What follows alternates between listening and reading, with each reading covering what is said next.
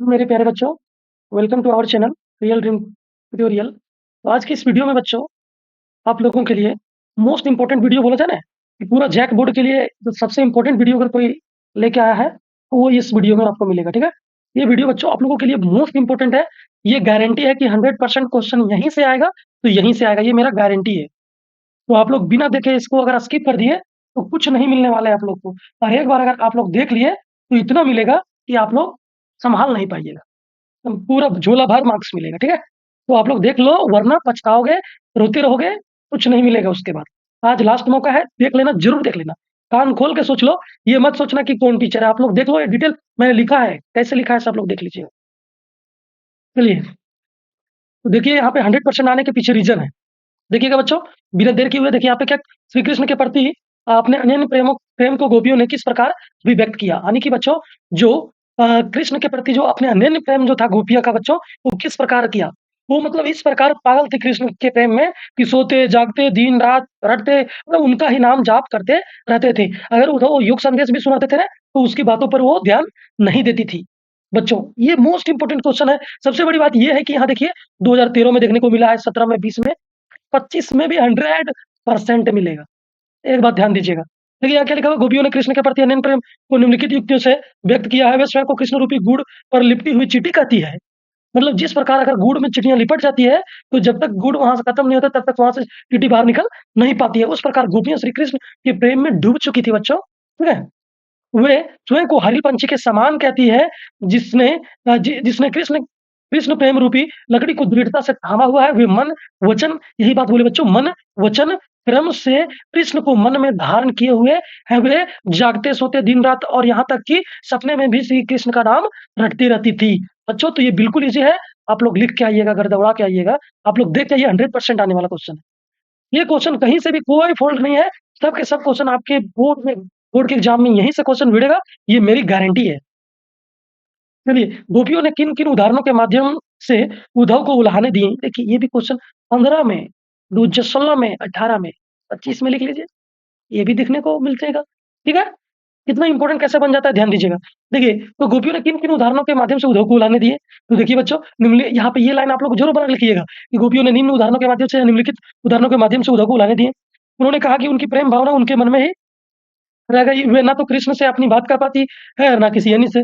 वे कृष्ण के आने के इंतजार में ही जी रही है, किंतु श्री कृष्ण ने स्वर्ग न आकर योग संदेश भिजवा दिया। इससे उनकी विरह व्यथा और अधिक बढ़ गई। इस प्रकार से बच्चों, यहाँ पे सारा आंसर आपको मिल जाएगा। आप लोग बिना देर किए हुए सारे आंसर को लिखना है, लिख लीजिए, एक बार रीड कर लीजिएगा, और इसी प्रकार से आप लोग को आंसर करके आना है। ठीक है बच्चों, आगे देखिए यहाँ पे, गोपियों के अनुसार राजा का धर्म क्या होना चाहिए। गोपियों के अनुसार बच्चों, राजा का धर्म यह होना चाहिए कि वो प्रजा के हित के लिए कार्य करे। ठीक है, यानी कि प्रजा को, यानी कि उनके राज्य में प्रजा को सताया ना जाए, वो ऐसा काम करे। ठीक है, देखिए 17 में देखने को मिला है, 24 में चांस है कि यहाँ भी आने का चांस बनता है।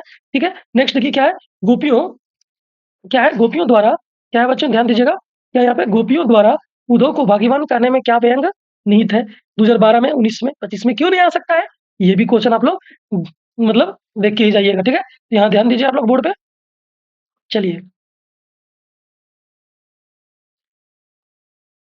ध्यान दीजिएगा। ठीक है, आप लोग देखिए, ये सारे क्वेश्चन मोस्ट वीवीआई है बच्चों, एकदम वेरी वेरी इंपॉर्टेंट, जिसको बोला जाता है ना, ये वीवीआई एकदम 100% वीवीआई क्वेश्चन है। ठीक है, चलिए, इस प्रकार से आप लोग को सारा आंसर है। अगर कोई ऐसा क्वेश्चन है जो आप लोग को समझ में नहीं आता होगा, तो जरूर एक बार कमेंट कीजिएगा। ये क्वेश्चन बच्चों, ये जो क्वेश्चन है ना, वो जैक बोर्ड द्वारा ऑफिशियली हम आपको बता रहे हैं, एकदम 100% वीडियो। देखिए, ये भी क्वेश्चन आपका वीवीआई है।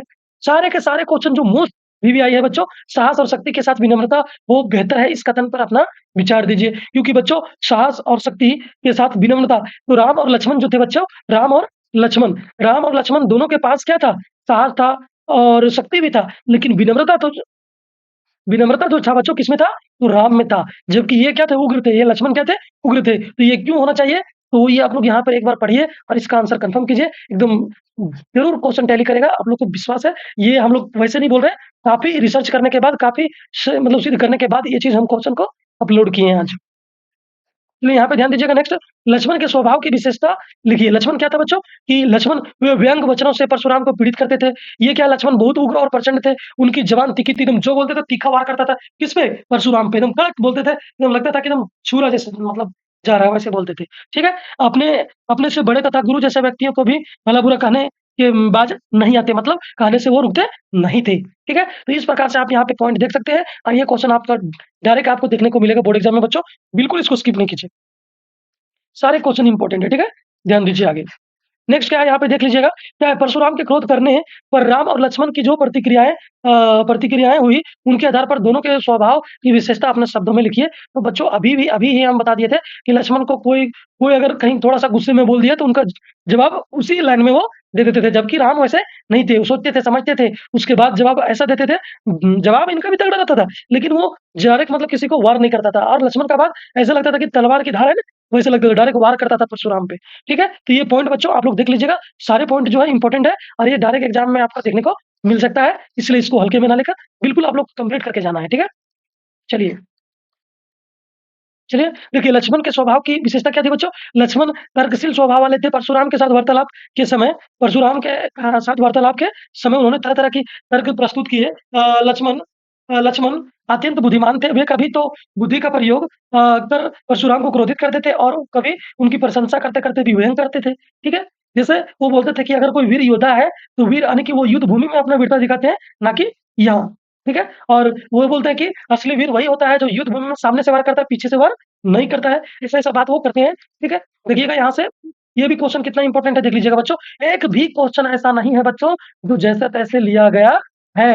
ये सारे के सारे क्वेश्चन आपके एग्ज़ाम में नहीं देखने को मिलेंगे, तो मुझे जो करना होगा वो कीजिएगा, लेकिन ज़रूर देखिएगा और आप लोग कंप्लीट करके जाइएगा। फिर एक बार हमें कमेंट करके एग्ज़ाम देने के बाद कमेंट करने आइएगा वीडियो पे। लेकिन कीजिएगा, लेकिन देख के जाइए। कवि जयशंकर प्रसाद ने जो सुख का स्वप्न देखा था, उसे कविता में किस प्रकार किस रूप में अभिव्यक्त किया है? देखो, तो कवि ने जो सुख का स्वप्न देखा था, उसे आत्मकथा कविता में चाँदनी रात में मिलने वाली प्रेयसी यानी प्रेमी, है ना? प्रेयसी के रूप में अभिव्यक्त किया है। कवि अपने सुखद स्वप्न का वर्णन करते हुए कहते हैं कि वह मधुर चाँदनी रातों की उज्ज्वल गाथा कैसे सुनाऊँ? वह चाँदनी रातों में एक साथ बैठकर हँसते हुए खिलखिलाते हुए होने वाली बातों को कैसे सुनाऊँ? देखिए बच्चों, ये जो आत्मकथा में क्या है बच्चों कि कवि जो है, कवि की यानी कि विवाह हो चुकी थी और वो विवाह होने के बाद जो यानी कि जो बच्चों की पहली रात होती है, उस रात में बच्चों वो चाँदनी रात में उनके बाद उनकी पत्नी की क्या हो जाती है, देहांत हो जाती है और वही यादगार वही पल को वो मतलब अपनी कविता के माध्यम से यहाँ बताने की प्रयास किए हैं। तो देखिए ये क्वेश्चन भी वेरी, वेरी इंपॉर्टेंट है। सारे क्वेश्चन बच्चों इंपॉर्टेंट है। एक भी क्वेश्चन आपका यहाँ मतलब ऐसा नहीं लिया गया है कि जो एग्ज़ाम में नहीं आ सकता है। स्मृति को पाथेय बनाने से कवि का क्या आशय है? स्मृति को पाथेय अर्थात रास्ते का भोजन, सहारा या संबल बनाने का आशय यह है कि कवि अपने प्रेम की मधुर यादों के सहारे ये जीवन जी रहे हैं, अर्थात कवि को अपने प्रिय की बहुत याद आ रही है। बच्चों ये स्मृति को पाथेय बनाने का अर्थ यह है बच्चों कि जो यानी कि कवि के जो ये कुछ पल जो कुछ समय था, तो इतना रंगीन था वो समय बच्चों, वही समय को वो याद करके पूरा जीवन बिताना चाहते हैं। तो इसी बात को यहाँ स्मृति को पाथेय बनाने में लिखा गया है।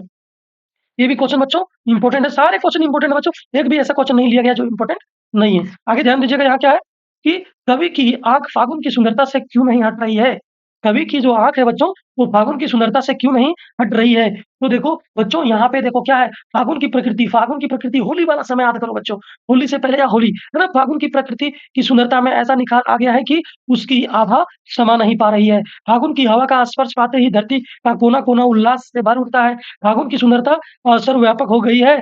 उसके सौंदर्य की मादकता ने जैसे जादू करके कवि की दृष्टि को ऐसे बाँध दिया है कि उनकी आँखें हट नहीं पा रही है। जितना भी तरह-तरह के फूल वगैरह हैं बच्चे सब फागुन में खिलने लगते हैं। एकदम सुगंध हवा यानी जैसे जो हवा का झोंका चलता है उसमें जो सुगंध होती है, वो एकदम हम लोगों तक पहुँचती है। ऐसा लगता है जैसे एकदम पूरा एकदम लाइट हो यानी कि बिजली का पूरा जाल बिछा हुआ है एकदम एकदम सुंदर जगमग-जगमग करता है पूरा, बाग से लेकर पूरा एरिया। तो ये भी क्वेश्चन देखिए बच्चों 12 में, 15 में, 17 में ये सारे पूछा गया है, तो ये भी इम्पोर्टेंट बन जाता है आपका, ठीक है? नेक्स्ट क्वेश्चन ध्यान दीजिएगा बच्चों, एक भी क्वेश्चन बिना सर्च का नहीं लिया गया है। सारे क्वेश्चन जो लिया गया है बच्चों, ये आपका एकदम लेटेस्ट क्वेश्चन में से जो आएगा तो आएगा। अट नहीं रही है कविता में कवि ने प्रकृति की व्यापकता का वर्णन किन रूपों में किया है? तो बच्चों अट नहीं रही है कविता में कवि निराला ने प्रकृति की वास्तविकता, सुंदरता का व्यापक वर्णन किया है, उसे हर जगह छलकता हुआ दिखाया है। कहीं साँस लेते हैं का आशय आशय है कि मादक हवाएँ चल रही है, घर-घर में भरने के भी अनेक रूप हैं, ठीक है? शोभा का भरना, फूलों का भरना, खुशी और उमंग का भरना, उड़ने को पर करना भी ऐसा सांकेतिक प्रयोग है जिसके विस्तृत अर्थ है बच्चों। तो ये भी क्वेश्चन आपका मोस्ट इंपोर्टेंट है बच्चों। आप लोग यहाँ तक ये भी कर सकते हैं कि एक बार मेरी बातों को आप लोग सुन लीजिएगा, रात में सोने समय तो भी लिख सकते हैं बच्चों। आप लोग आँख बंद करके आंसर लिख सकते हैं। तो ये देखिए, ये भी इंपोर्टेंट क्वेश्चन आ गया है बच्चों। कवि की आँख फागुन की सुंदरता से क्यों नहीं हट रही है? तो नहीं आएगा बच्चों, तो आप लोग जो कीजिएगा, जो मन में है वो कीजिएगा, लेकिन एक बार ज़रूर देखिएगा। फागुन में प्रकृति की सुंदरता में ऐसा निखार आ गया है कि उसकी आभा समा नहीं पा रही है। फागुन की हवा का स्पर्श पाते ही धरती का कोना-कोना उल्लास से भर उठता है। फागुन की सुंदरता सर्वव्यापक हो गई है। तो उसके सौंदर्य और मादकता ने जैसे जादू करके कवि की दृष्टि को ऐसे बाँध दिया है कि उसकी आँखें हट नहीं पा रही है। मतलब इस प्रकार इतना सुंदर दृश्य बन जाता है बच्चों कि अगर आँख चाहे मोड़ना भी, तो आँख नहीं मोड़ पा सकते हम लोग। ठीक है? ये सुंदरता से, फागुन की सुंदरता से। चलिए यहाँ ध्यान दीजिए क्या है? यहाँ पे ध्यान दीजिएगा, बच्चों की मुस्कान और एक बड़े व्यक्ति की मुस्कान में क्या अंतर है बच्चों? ये भी क्वेश्चन आपका 100% 2025 में आएगा तो आएगा। ठीक है? देख लीजिए यहाँ क्या है कि बच्चे की मुस्कान निश्चल, यानी कि बच्चे का जो मुस्कान होता है बच्चों, उसमें किसी प्रकार का कोई सोचा-समझा नहीं होता है, स्वाभाविक, उन्मुक्त, सभी को प्रभावित करने वाली होती है। बच्चों की मुस्कान दिव्य सौंदर्य से परिपूर्ण होती है, उसके मुस्कान में आकर्षण होता है ना? क्या होता है? आकर्षण। अगर एक बच्चा मुस्कुराएगा तो एक बीमार व्यक्ति भी सही होगा, हो सकता है बच्चों।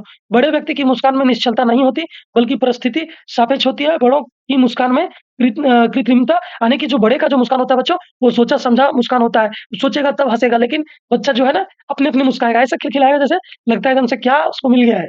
बड़ा व्यक्ति बंधी हुई मुस्कान ही बिखेर पाता है। बड़े व्यक्ति की मुस्कान में नैसर्गिक नैसर्गिक सौंदर्य नहीं होता। मतलब ये बिना सोचे-समझे ये हँस नहीं सकते यार, बिना सोचे-समझे जो हँस सकता है वो बच्चों में ऐसा ही होता है बच्चों। ठीक है? यहाँ पे ध्यान दीजिएगा, अगला क्वेश्चन क्या है?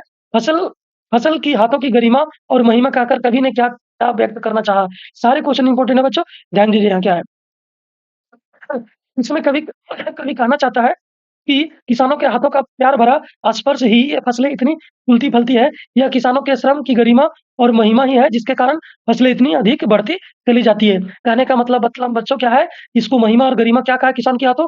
अगर किसान के हाथ, यानी किसानों का हाथों का स्पर्श नहीं रहेगा, तो ये खिलखिलाती हुई, ये क्या बोलते हैं? फसलें नहीं तैयार हो पाएगी। और ये यह किसानों के श्रम की गरिमा और महिमा है बच्चों, जिसके कारण फसलें इतनी अधिक बढ़ती चली जाती है। ठीक है? नेक्स्ट क्वेश्चन की ओर ध्यान देते हैं हम लोग। एक भी क्वेश्चन आपका फोकट का नहीं है, फोकट का है, फ्री में मिल रहा है, आप लोग देख तो लीजिएगा, नहीं मिलेगा तो कहिएगा एक बार। बस आप लोग का प्यार चाहिए, आप लोग एग्ज़ाम में टैली करेगा, फिर मेरे वीडियो पे आइएगा, अगला सब्जेक्ट का भी इसी तरह धुआँ-धुआँ उड़ा करके हम क्वेश्चन को भी टैली कराएँगे। चलिए, कवि नागार्जुन के अनुसार फसल क्या है? कवि यानी कि नागार्जुन है, उसके अनुसार फसल क्या है? तो कवि के अनुसार फसल क्या है बच्चों? पानी, मिट्टी, धूप, हवा, मानव श्रम का मिला-जुला रूप है। इसमें सभी नदियों का पानी का जादू समाया हुआ है। कवि के अनुसार फसल नदियों के पानी का जादू, मनुष्य के हाथों की के स्पर्श की महिमा, भूरी काली मिट्टी का गुणधर्म, सूरज की किरणें का रूपांतरण तथा हवा की थिरकर का सिमटा हुआ संकोच है। इस प्रकार फसल, प्रकृति और मनुष्य के परस्पर सहयोग की सृजनात्मक परिणाम है बच्चों। ये जो है बच्चों, सबसे पहले यहाँ पानी, मिट्टी, धूप, हवा, मानव श्रम और नदियों की पानी का जादू है। ये चीज़ आप लोग, और मिट्टी का गुणधर्म, ये चीज़ आप लोग भूलिएगा नहीं बच्चों, ये ज़रूर इंक्लूड करके लिखिएगा। ठीक है? Next question, most important question लाया सिर्फ। ठीक है, इसको भी देख लीजिएगा थोड़ा। कवि नागार्जुन ने बच्चे की मुस्कान के सौंदर्य को किन-किन रूपों के किन-किन बिंबों के माध्यम से व्यक्त किया, इस क्वेश्चन को भी आप लोग देख लीजिएगा। कवि कवि ने बच्चों की मुस्कान के सौंदर्य को अनेक बिंबों के माध्यम से व्यक्त किया है। बच्चे की मुस्कान को कवि ने मृतक व्यक्तियों में प्राण डालते हुए अमृत के रूप में वर्णित किया है। बच्चों की मुस्कान की समानता अपनी झोपड़ी में खिल रहे कमल के फूल से किया है। बच्चे के धूसरित शरीर को परागयुक्त कमल और उसकी मुस्कान को कमल के खिलने के रूप में चित्रित किया है। कवि ने बाँस और बबूल से शेफालिका के फूल झड़ने का सुंदर दृश्य वर्णित करते हुए अत्यंत आकर्षक बिंब की रचना की है। ये भी क्वेश्चन देख लीजिएगा बच्चों, इम्पोर्टेंट है। ध्यान दीजिएगा बच्चों कि यहाँ पे क्या है, सफलता के चरम शिखर पर पहुँचने के दौरान यदि व्यक्ति लड़खड़ाते हैं, तब उसे सहयोगी किस तरह सँभालते हैं? जब बच्चों, जैसा कि समझ लीजिएगा बच्चों कि खेसारी लाल पहुँच चुके हैं कहाँ पे? स्टेज पे, वो गाना गा रहे हैं और गाना गाते के समय उनका जो है, वो क्या लड़खड़ाने लगे। उनका जो है सुर, मतलब डिस्टर्ब हो गया, लड़खड़ा गया, ताल टूट गया। तो उस समय क्या होता है बच्चों? तो देखिए, सफलता के चरम शिखर पर पहुँचने के दौरान ऐसे अनेक अवसर आते हैं जब व्यक्ति लड़खड़ाने लग जाता है। ऐसे समय उनके सहयोगी ही उसे बल, उत्साह, शाबाशी और साथ देकर सँभालते हैं। अच्छे सहयोगी उसके लिए अपनी जान की बाजी लगा देते हैं। मतलब देखते होंगे कि अगर मेन गायक नहीं गा रहा है तो उसके जो पीछे जो सारे गायक होते हैं उसके नीचे वाले वो सारे सुर में सुर मिलाकर ताल से ताल मिलाकर आगे बढ़ाते हैं, ठीक है? तो ये बात को ध्यान देना है। चलिए नेक्स्ट क्वेश्चन की ओर आगे बढ़ते हैं बच्चों, क्या है? देख लीजिएगा। संगीतकार किन-किन रूपों में मुख्य गायक-गायिकाओं का सहयोग करते हैं? संगीतकार जो है बच्चों, वो मुख्य गायक का किन-किन मुख्य संगीतकार किन-किन मुख्य रूपों से मुख्य गायक और गायिकाओं का सहयोग करते हैं? ये क्वेश्चन 100% आएगा बच्चों, इसको ज़रूर देख लीजिएगा। नहीं आएगा तो हमको बोलिएगा, ठीक है? संगीतकार निम्नलिखित रूपों रूपों में मुख्य गायक-गायिकाओं की मदद करते हैं। वे मुख्य गायक-गायिकाओं के ऊँचे स्वर में अपना स्वर मिलाते हैं। गायक-गायिका जब अंतरे की जटिल तान में खो जाते हैं, तब वे अस्थाई को सँभाले रहते हैं। यानी कि जब बच्चों अगर मुख्य गायक है, उनकी जो गाते-गाते राग बीच में अगर टूट जाता है, उस चीज़ को वही सुर को अपने से जोड़-जोड़ के जो संगीतकार होता है, उनकी मदद करता है किनको? मुख्य गायक को। गायक-गायिका जब सुर से भटक जाते हैं, तब संगीतकार अस्थाई पंक्ति के गायन द्वारा उन्हें उसी सुर में वापस ले आते हैं। देखिएगा कि अगर गाना गाते हैं कोई मुख्य गायक और वो अगर भटक जाते हैं, तो पीछे वाला जो बैक वाले जो बैक सिंगर होते हैं, उसी को बोला जाता है बच्चों संगीतकार। तो जो बैक वाले जो गायक हैं, वो अलग से ताल मिलाकर उसी को मतलब आगे बढ़ाते हैं, तब तक फिर मुख्य गायक रेडी हो जाता है। इस प्रकार आप लोग देख लीजिएगा। तार सप्तक में जब गायक-गायिकाओं को स्वर बूझने लगता है, तब संगीतकार उनकी मध्यम स्वर में अपना स्वर मिलाकर सुर को सँभाल लेते हैं। वे गायक-गायिका के अकेलेपन के एहसास को दूर करते हैं। वे गायक-गायिका के पीछे टूटे हुए सामान को समेटते हैं। ठीक है? ध्यान दीजिएगा आगे। अगला क्वेश्चन क्या है? ये भी क्वेश्चन देखिए इम्पोर्टेंट है। संगीतकार से व्यक्ति संगीत के अलावा और किन-किन क्षेत्रों में देखा जाता है? तो वो बच्चों संगीतकार जो है, वो संगीत के अलावा किधर शादी में हो गया, किसी तरह का पार्टी हो गया, कोई छोटा-मोटा नाटक हो गया, जैसे मूवी हो गया, ये सब है ना? देखिए संगीतकार जैसे व्यक्ति संगीत के अलावा बड़े-बड़े नेताओं, अभिनेताओं, संतों, महात्माओं के साथ भी इसी प्रकार के सहयोग करते हैं। नेताओं के इर्द-गिर्द वाले सभी सहायक उपनेता अपने बड़े नेता के महत्व को बढ़ाने में लगे रहते हैं। आम कार्यकर्ता, झंडे लगाने वाले, नारे लगाने वाले कार्यकर्ता संगीतकार की भूमिका को निभाते हैं। संतों, महात्माओं के आने से पहले ही उनकी महिमा का गुणगान करने वाले भक्त और उनके जाने के बाद उनका प्रचार करने वाले भक्त भी संगीतकार के समान होते हैं। ठीक है? नेक्स्ट क्वेश्चन इसी प्रकार से नेक्स्ट क्वेश्चन को ध्यान दीजिएगा, ठीक है? कि नेताजी का जो पार्ट है बच्चों, उससे क्या संदेश मिलता है? ये भी क्वेश्चन आपका इम्पोर्टेंट है, ठीक है? इसको भी इम्पोर्टेंट वीवीआई इम्पोर्टेंट मानिएगा। नेताजी का चश्मा जो है बच्चों, कहानी का संदेश लोगों में देश प्रेम, क्या यही मेन बात है, क्या है? देश प्रेम की भावना जगाता है। हवलदार साहब के माध्यम से देश के प्रति त्याग की भावना को उन्मुख करना ही इस कहानी का संदेश है। लोग अपने देश के बारे में सोचें, वो लंगड़ा क्या जाएगा। अच्छा, ये अगला क्वेश्चन आ गया। ये क्या है बच्चों? उसमें संदेश यही देता है कि चाहे व्यक्ति कैसा भी हो, लेकिन उसके अंदर अगर देश प्रेम की भावना है, तो वो लंगड़ा है, लूला है, अंधा है, वो देश की सेवा कर सकता है। देश के लिए मर-मिट सकता है। उसके लिए वो नहीं है कि वो सेना के रूप में जाएगा तभी वो देश के लिए काम करता है, देश से प्रेम करता है। ठीक है? चलिए, अब ये क्वेश्चन तो मोस्ट वीवीआई है। ये क्वेश्चन मोस्ट वीवीआई है। मोस्ट लगा दीजिएगा इसको। क्या लगा दीजिएगा? Most VVI. वो लंगड़ा क्या जाएगा फौज में, पागल है, पागल। यह कथन किसने किससे कहा? तो पान वाले ने यह कथन, पान वाला पूर्णतः पनेरी है। पान वाला पूर्णतः पनेरी है। हमेशा पान इस तरह ठूसे रहता था और पचर-पचर फूकते रहता था। ठीक है? तो इस प्रकार से बच्चों, और उसका एकदम पोंद लटका हुआ था। तो देखिएगा उसे देशभक्ति से कोई संबंध नहीं। उसका जो संबंध केवल अपनी दुकानदारी से था। किसका बच्चों? पान वाला का। इसी से वह कैप्टन को पागल मानता था। कैप्टन कौन है बच्चों? लंगड़ा जो व्यक्ति था, जो चश्मा बेचता था, वही कैप्टन है बच्चों। उस पर व्यंग करता है कि वह लंगड़ा फौज में क्या जाएगा। दूसरी ओर वह गरीब चश्मे वाला चाहता था कि नेताजी की मूर्ति किसी प्रकार अधूरी नहीं रहे। कैप्टन पर पान वाले की टिप्पणी मूर्खतापूर्ण है। यानी इस प्रकार जो कैप्टन के प्रति जो ऐसा सोचता था, ये कौन? पान वाले, ये उनका मूर्खतापूर्ण था। वही बोला कि लंगड़ा होने से, चाहे अंधा होने से वो मतलब क्या बोलते हैं उसको, वो फौज में जाने का मतलब ये नहीं है बच्चों, जो देश की सेवा, हर देश के हर वो व्यक्ति, वो क्या है, देश का मतलब क्या बोलते हैं, सेना है, जो देश के बारे में सही सोचता है, देश के भलाई चाहता है, वो सब देश प्रेमी है। ठीक है? नेक्स्ट, ध्यान दीजिएगा बच्चों। ठीक है, क्या आगे? पठित पाठ के आधार पर बाल गोविंद भगत के मधुर गायन की विशेषताएँ लिखिए। ये भी आप इसको भी मोस्ट लगा के बना दीजिएगा, ठीक है? वीवीआई क्वेश्चन है ये भी। ठीक है, ध्यान दीजिएगा। बाल गोविंद भगत प्रभु भक्ति में मस्ती रहे गीत गाया करते थे। उनके गानों में सच्ची टेर होती थी, यानी कि सच्ची सुर और ताल होती थी। उनका स्वर इतना मोहक, ऊँचा और आरोही होता था कि सुनने वाले मंत्रमुग्ध, मतलब उसमें डूब जाते थे, लीन हो जाते थे। ठीक है? औरतें उस गीत को गुनगुनाने लगती थी। खेतों में काम करने वाले किसानों के हाथ और पाँव एक विशेष लय में चलने लगते थे। उनके संगीत में जादुई प्रभाव था। वह मनमोहन प्रभाव प्रभाव सारे वातावरण पर छा जाता था। यहाँ तक कि घनघोर सर्दी और गर्मियों की उस उसमें भी यानी कि गर्मी भी उन्हें डिगा नहीं पाती थी। यानी कि बच्चे वो जाड़ा रहे, सर्दी रहे, धूप रहे, सब हर समय उनका जो एक गीत था गाने का, सो लोगों को लुभाने का, अपने धान के लिए अगर खेती करने जाते थे, तो वहाँ भी ग गीत गाने शुरू कर देते थे। उसके पीछे-पीछे सारी महिलाएँ लोग सुर से सुर मिलाकर गीत गाया करती थी। हलवाओं का जो हल है, एक समान गति से चलने लगता था बच्चों, तो ये सारी चीज़ देखने को मिलता था। चलिए नेक्स्ट बात को ध्यान दीजिएगा आप लोग। आगे क्या है? बाल गोविंद भगत की दिनचर्या लोगों के अचरज का कारण क्यों थी? बाल गोविंद भगत की दिनचर्या जो है बच्चों, अचरज का कारण क्यों थी? तो बाल गोविंद भगत की दिनचर्या लोगों को हैरान कर देती थी बच्चों। वे भगत जी की सरलता, सादगी और निस्वार्थता पर हैरान होते थे। भगत भूलकर भी किसी से कुछ नहीं लेते थे। यानी कि बच्चों, भगत जो थे, वो किसी का सामान बिना पूछे, किसी के खेत-बाड़ी में बिना मतलब शौच के लिए भी नहीं जाते थे कि यहाँ तक अपना खेत में जाते थे। और अगर जो कुछ भी अगर खेती-बाड़ी करने के बाद जो कुछ भी उनको मतलब हासिल होता था बच्चों, वो सबसे पहले अपने गुरु के चरणों में ले जाते थे। कबीर पंथ मठ में जाकर देते थे और उनको जो रिटर्न मिलता था, जो वापस मिलता था, उसको प्रसाद के रूप में लेकर आते थे, अपना जीवन का लालन-पालन करते थे। ठीक है? तो इस प्रकार से आप इसको देख लीजिएगा पढ़ के एक बार और कंप्लीट आप लोग आसानी से लिख पाइएगा। बिना देर किए हुए आगे बढ़ते हैं, वीडियो को लंबा नहीं करना है।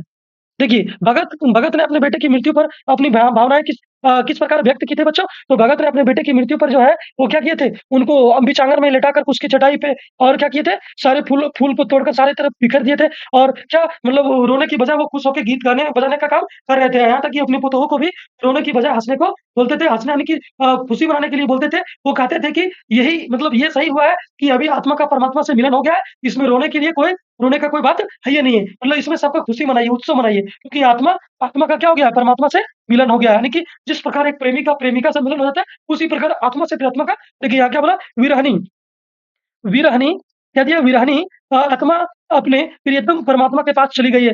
उन दिनों के मिलने वाले बड़ा आनंद और कुछ नहीं हो सकता। इस प्रकार भगत ने शरीर की नश्वरता और अमरता का भाव व्यक्त किया। ये मोस्ट वीवीआई क्वेश्चन है बच्चों। अगर ये कुछ वर्षों में नहीं पूछा गया होगा, तो ये 100% आएगा। ठीक है? ध्यान दीजिएगा आप लोग 100%, 110% भी मान लीजिएगा। चलिए नेक्स्ट क्वेश्चन की ओर जाते हैं, आगे बढ़ते हैं। देखिए क्या है बच्चों, लखनवी अंदाज शीर्षक पाठ में लेखक लेखक को नवाब साहब ने किन-किन हाव-भाव से महसूस हुआ लेखक के किन-किन हाव-भाव से महसूस हुआ कि वह उनसे तनिक भी बातचीत करने के लिए तनिक भी उत्सुक नहीं है। तो देखिएगा बच्चों, ये लखनवी अंदाज है, वो देखिएगा बच्चों क्योंकि लेखक जिस डिब्बे में नवाब साहब बैठे थे, उसी डिब्बे में वो कौन चले गए? लेखक। और लेखक क्या बच्चों, लेखक भी चाहते थे कि हम अकेले में एकांत में बैठे और अपनी जो बिना पात्र का, बिना सोचे-समझे कहानी की गणना यानी कि कहानी को मतलब तैयार करना चाहते थे। उसी प्रकार और नवाब का भी मतलब था कि नवाब तो होते हैं बच्चों क्या बड़े लोग, है ना? नवाब यानी लखनऊ के नवाब लोग वो मतलब वो क्या लिए थे? खीरा लिए थे। तो नवाब को अगर कोई खीरा खाते हुए देख लेगा, तो कितनी बेइज्जती की बात है नवाब के लिए। तो वो एकदम सबसे साइड में जाकर सेकंड क्लास की डब्बे में अपना टिकट लिए और वहाँ एकांत में जाकर खिड़की के पास बैठ गए और बैठने के बाद वो खीरा लेके बैठ जाते हैं, ठीक है? क्योंकि वहाँ जाके वो खाएँगे मतलब एकांत में कोई डिस्टर्ब हमें नहीं करेगा। तो उसी प्रकार लेखक भी अपने रचना के लिए, अपने कहानी के लिए एकांत जगह ढूँढते थे और वो भी चल गए। तो देखिए क्या होता है, लेखक को डिब्बे में आया देखकर नवाब साहब की आँखें में असंतोष छा गया। मतलब वो नाराज़ हो गए और वो मतलब आँख फेर भी लिए थे, ठीक है? ऐसा लगा मानो लेखक के आने से उनके एकांत में बाधा पड़ गई हो। उन्होंने लेखक से कोई बातचीत नहीं की, उनकी तरफ देखा भी नहीं। वे खिड़की से बाहर देखने पर नाटक करने लगे, साथ ही डब्बे की स्थिति पर गौर करने लगे। इससे लेखक को पता चल गया कि नवाब साहब उनसे बातचीत करने को उत्सुक नहीं है। ठीक है? ध्यान दीजिएगा, ये 100% आने का चांस है। बिना 100 में से हम तो कम तो 11 किए क्वेश्चन में। ठीक है? आप लोग ध्यान दीजिएगा बच्चों, एकदम आप लोग धुर्रा नहीं उड़ा देगा, जो धुर्रा, वही गर्दा उड़ा देगा तुम्हें गर्दा। ठीक है? लखनवी अंदाज पाठ से क्या संदेश मिलता है बच्चों? तो लखनवी अंदाज नामक व्यंग लेखक का कहना चाहता है कि जीवन में स्थूल और सूक्ष्म दोनों का महत्व है। यानी छोटी से छोटी और बड़ी से बड़ी चीज़ों का सभी का महत्व है। केवल गंध और स्वाद के सहारे पेट नहीं भर सकता। जो लोग इस तरह पेट भरते हैं और संतुष्ट होने का दिखावा करते हैं, वे ढोंगी हैं, अवास्तविक है। इस व्यंग का दूसरा संदेश यह है कि कहानी के लिए कोई न कोई घटना, पात्र और विचार अवश्य चाहिए। बिना घटना और पात्र के कहानी लिखना निरर्थक है। ठीक है? बिना घटना और पात्र का कहानी लिखना क्या है? निरर्थक है। जिस प्रकार मतलब खीरा को छिला, काटा, अच्छा से नमक बुरका लेकिन खाने से सिर्फ सूंघने मात्र से उसका पेट भर गया। इसी प्रकार से बिना घटना और पात्र ये कहानी लिखना भी बेकार है, निरर्थक है। चलिए, नेक्स्ट बात पे ध्यान दीजिएगा बच्चों क्या है कि बिना विचार, घटना और पात्रों के भी क्या कहानी लिखी जा सकती है? असफल के इस विचार से आप कहाँ तक सहमत हैं? 2010 में आया है, 16 में, 20 में, तो 25 में क्यों नहीं आ सकता?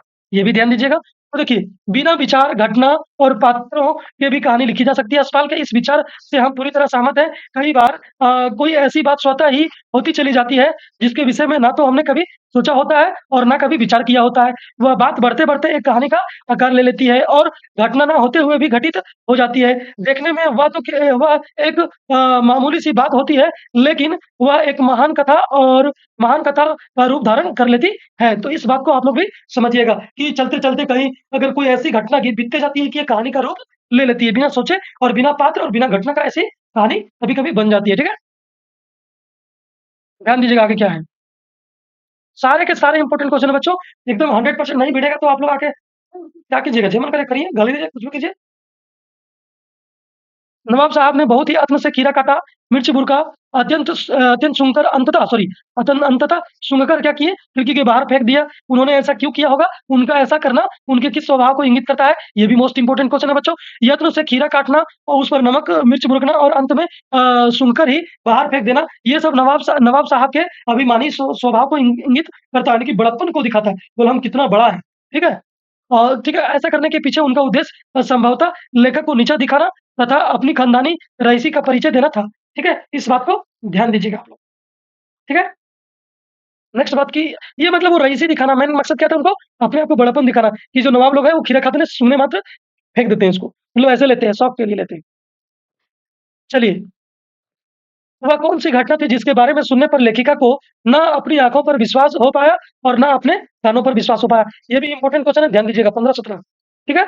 एक बार ऐसा हुआ कि लेखिका के आंदोलनकारी व्यवहार से तंग आकर उनके कॉलेज के प्रिंसिपल का नाम क्या था बच्चों? कमेंट करके ज़रूर बताइएगा आप। ठीक है? ने लेखिका के पिता को बुलवाया और पिता पहले से ही लेखक के विद्रोही रूप से परेशान रहते थे। उन्हें लगा कि ज़रूर इस लड़की ने कोई अपमानजनक काम किया होगा, इस कारण उन्हें सिर झुकाना पड़ेगा। इसलिए वे बड़बड़ाते हुए कॉलेज गए। कौन? लेखिका के पिताजी।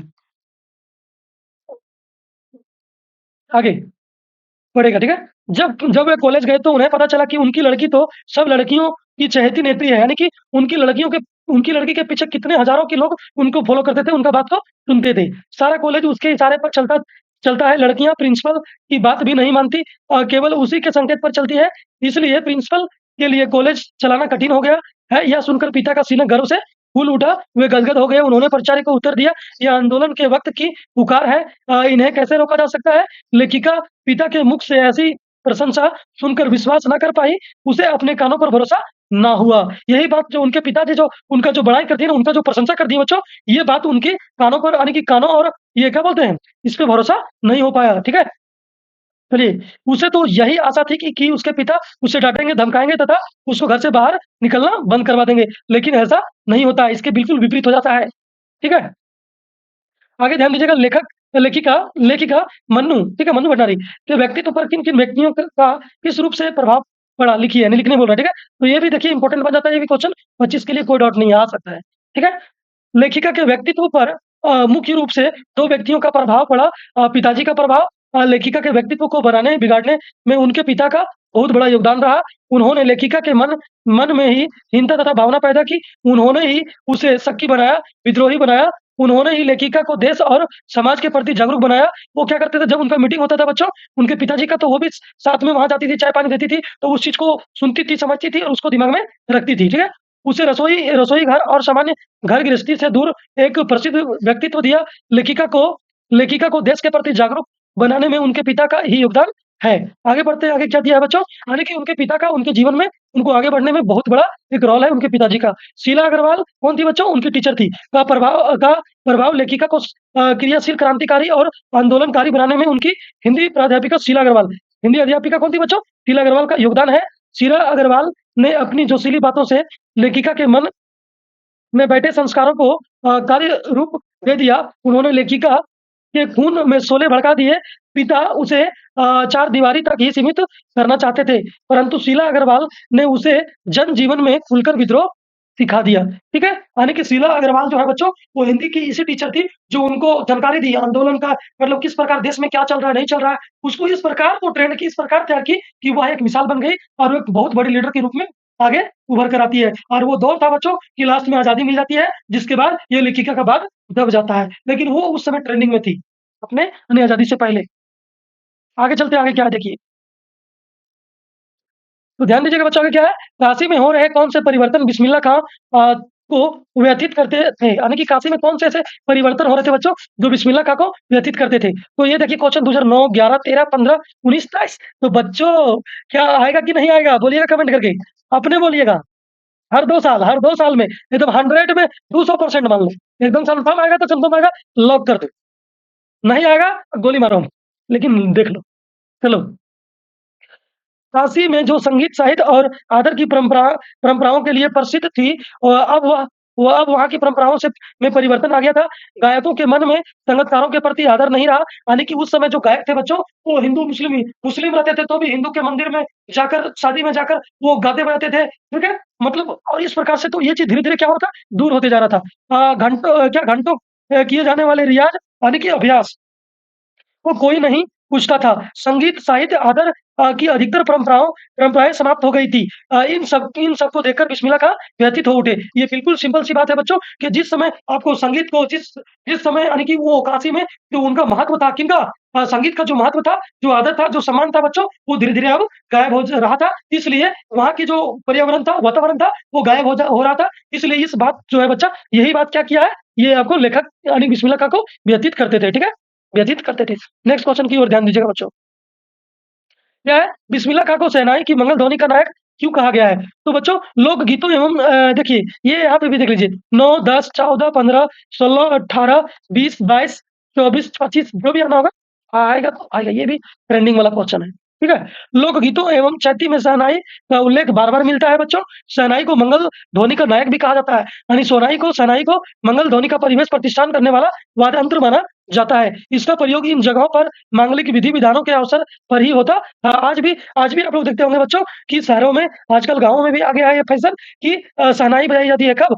जब शादी वगैरह होता है उस समय की बात। ठीक है? उस्ताद बिस्मिल्लाह खां शहनाई वादन के क्षेत्र में अद्वितीय स्थान रखते थे, यानी कि इसका स्थान सबसे प्रथम आती थी। इसी कारण उन्हें शहनाई की मंगल ध्वनि का नायक भी कहा जाता था, ठीक है बच्चों? शहनाई की दुनिया में डुमराव को क्यों याद किया जाता था? ये बात को भी आप लोग ध्यान दीजिएगा बच्चों कि शहनाई की दुनिया में डुमराव को क्यों याद किया जाता था? ये 24 में आ चुका है, तो इसका कम चांस है, लेकिन कुछ-कुछ चांस है कि मतलब आ भी सकता है। आगे ध्यान दीजिएगा। तो यहाँ पे क्या है बच्चों कि निम्नलिखित कारणों से याद किया जाता है। जैसे डुमराव विश्व प्रसिद्ध शहनाई वादक बिस्मिल्लाह खां की जन्मभूमि है। शहनाई बजाने में सीज यानी कि जिस लिखा है, जिस रीड का प्रयोग होता था वह मुख्यतः डुमराव के डुमराव के सोन नदी में सोन नदी के किनारे ही पाई जाती थी। यह रीड नरकट एक प्रकार की घास थी। एक प्रकार घास से बनी होती थी। ये जो नरकट जो होता था बच्चों, एक प्रकार की घास से बनी होती थी इसकी रीड, ठीक है? जो शहनाई में प्रयोग में आते थे। आगे देखिए। यहाँ पे आगे लिखा हुआ है, से बनाई जाती थी, घास से बनाई जाती थी। इस समय डुमराव के कारण ही शहनाई जैसा वाद्य बजता है। इस प्रकार दोनों में गहरा रिश्ता है। आगे देखिएगा नेक्स्ट क्वेश्चन क्या है बच्चों? इसको भी देख लीजिएगा। बिस्मिल्लाह खां के जीवन से जुड़ी अगर एक दिन भी आप लोग कभी हिंदी नहीं पढ़े होंगे बच्चों, लेकिन यहाँ से 70% आपका नंबर आने का चांस है। एकदम 70% बोल के 80 में 70 कंप्लीट। बिस्मिल्लाह खां के जीवन से जुड़ी उन घटनाओं और व्यक्तियों का उल्लेख करें जिन्होंने उनकी संगीत साधना को समृद्ध किया। तो देखिएगा बच्चों यहाँ पे क्या है, फटाफट हम इसको रीडिंग करते हैं। बिस्मिल्लाह खां के संगीत जीवन को निम्नलिखित लोगों ने समृद्ध किया। रसूल रसूल नबाई, वतुल नबाई, मामू जान, अली बख्श खां, नाना कुलसुम हलवाइन, अभिनेत्री सुलोचना, रसूल नबाई और बतुल नबाई की गायिका ने उन्हें संगीत की ओर खींचा। उनके द्वारा गाई डुमरी और टप्पे और दादरा सुनकर उनके मन में संगीत की ललक जागी। वे उनकी प्रारंभिक प्रेरिकाएं थी। बाद में वे अपने नाना को मधुर स्वर में शहनाई बजाते देखते थे। उनकी शहनाई को खोजा करते थे। मामू जान अली बख्श जब शहनाई बजाते-बजाते दम पर आते थे, तो बिस्मिल्लाह खां धड़ से एक पत्थर ज़मीन में मारा करते थे। इस प्रकार उन्होंने संगीत में दाद देना सीखा। बिस्मिल्लाह खां कलसुम की कचौड़ी ये भी ज़िक्र किया गया बच्चों। तलने की कला में भी संगीत का अवरोह देखा करते थे। अभिनेत्री सुलोचना की फ़िल्में ने भी उन्हें समृद्ध किया है, ठीक है? तो इन लोग थे जो बच्चों, सभी लोग ने इनके जो संगीत को समृद्ध बनाया और आगे बढ़ाया। यहाँ पे ध्यान दीजिएगा बच्चों, सुशील वादों से क्या अभिप्राय है? ये भी क्वेश्चन कई बार एग्जाम में पूछा जा चुका है बच्चों, इसलिए ये भी इंपॉर्टेंट बन जाता है, इसको भी ध्यान दीजिएगा। सुशीलवाद का अभिप्राय है बच्चों, सुराख वाले वाद जिन्हें फूक मारकर बजाया जाता है। ऐसे ऐसे ऐसे सभी छिद्र वाले वादों में शहनाई सबसे अधिक मोहक और सुरीली होती है, इसलिए उसे शहनाई अर्थात इसे सुशील वादों का शाह कहा गया। ठीक है, आप लोग आगे ध्यान दीजिएगा। माता का आंचल पाठ में आए ऐसे प्रसंगों का वर्णन कीजिए जो आपके दिल को छू गए हों। तो देखिए ये भी क्वेश्चन इंपॉर्टेंट बन जाता है, 25 में आने का भी चांस आता है। ठीक है बच्चों, तो आप लोग ध्यान दीजिएगा। माता का आंचल पाठ का सबसे रोमांचक प्रसंग वह है जब एक सांप सब बच्चों के पीछे पड़ जाता है, तब वे बच्चे किस प्रकार गिरते पड़ते भागते हैं और माँ की गोद में छिपकर सहारा लेते हैं। इस प्रसंग ने मेरे हृदय को भीतर तक हिला दिया। इस पाठ में गुदगुदाने वाली कई प्रसंग है, विशेष रूप से बच्चे के पिता का मित्रता पूर्वक बच्चों के खेल में शामिल होना मन को छू लेता है। जैसे ही बच्चे भोज शादी का खेल खेलते, बच्चे का पिता बच्चा बनकर उनमें शामिल हो जाता। पिता का इस प्रकार का पिता का इस प्रकार बच्चा बन जाना बहुत ही सुखद अनुभव है जो मन को गुदगुदा गया। यानी कि बच्चों क्या करते हैं कि जो बच्चे के जो पिता होते हैं वो बच्चे के साथ कभी घोड़ा बन करके, तो कभी गाड़ी बन करके, तो कभी कुछ बन करके उन लोगों के साथ मिलकर और खेलने लगते थे बच्चा बन के। तो ये जो है ये अनुभव मन को गुदगुदा मतलब जाता है। ठीक है, इस प्रकार आप लोग आगे बढ़िएगा। नेक्स्ट क्वेश्चन की ओर ध्यान दीजिए। आपको कोई और दूसरा वीडियो देखना नहीं, एकदम ओनली फॉर ये वीडियो। ठीक है, तो आप लोग ध्यान दीजिए। ये एक ही वीडियो में सारा कहानी खत्म। माता का आंचल शीर्षक की उपयोगिता बताते हुए कोई अन्य शीर्षक सुझाइए। माता का आंचल शीर्षक पाठ में लेखक ने अपने बचपन के मधुर यादों को याद किया है। माँ की ममता, पिता का स्नेह आदि सब कुछ रहा, फिर भी माँ का प्रभाव अंत काल में संयोजित रहता है। अतः इस कहानी का अन्य शीर्षक मेरी शैशव हो सकता है। ठीक है, आगे चलते हैं। आपके विचार से आपके विचार से भोलानाथ अपने साथियों को देखकर सिसकना क्यों भूल जाता है? ठीक है, तो ये भी क्वेश्चन इंपॉर्टेंट है, कई बार पूछा गया है, इसको ध्यान दीजिएगा। ठीक है, यहाँ ध्यान दीजिए। बालक का स्वभाव होता है अपने हमजोली देखकर, यानी हमजोली यानी कि हम साथी मतलब अपना जोड़ी देखकर उन्हीं के साथ रहना, घूमना फिरना, खेलना पसंद करता है। बालक भोलानाथ जब अपने पिता की गोद में सिसक रहा था, रास्ते में उसे अपने मित्र दिखाई देते हैं, तो अचानक उसका सिसकना बंद हो जाता है और अपने पिता की गोद में उतरकर अपने मित्रों के पास जाने की इच्छा व्यक्त करता है। भोलानाथ ने भी अपने मित्रों के साथ खेलना चाहता था। भोलानाथ और उसके साथियों के खेल और खेलने की सामग्री, अच्छा ये अगला क्वेश्चन हो गया, खेलना चाहता था यही है। ठीक है? अरे बच्चों, सबसे जो जो बचपन होता है ना, बचपना बच्चों, उस समय बचपन के समय में सबसे जो ज़्यादा मनोरंजन आता है बच्चों, वो अपने साथी अपने अपने ऐज के ग्रुप के जो लोग रहते हैं, उसी के साथ खेलना पसंद करते थे। ठीक है? और एकदम जाके धूल-मिट्टी में जाकर सब लोग मिल-जुल के खेला करते हैं छोटे में। आगे, भोलानाथ और उसके साथियों के खेल और खेलने की सामग्री आपके खेल और खेलने की सामग्री से किस प्रकार भिन्न है? तो देखिएगा बच्चों, आप लोग इसको आराम से इसको पढ़ लीजिएगा। ये क्वेश्चन का आंसर आराम से आप लोग देख सकते थे कि उन लोग क्या करते हैं, आज इलेक्ट्रॉनिक का ज़माना गया, आज डिजिटल खेल खेलते हैं। बच्चे लोग आज तक इतना बिगड़ गए हैं कि आजकल मोबाइल में फ्री फायर खेलती है। ठीक है? तो आज का खेल और पहले का ज़माना अलग था, तो यही डिफरेंट इसमें लिखना है।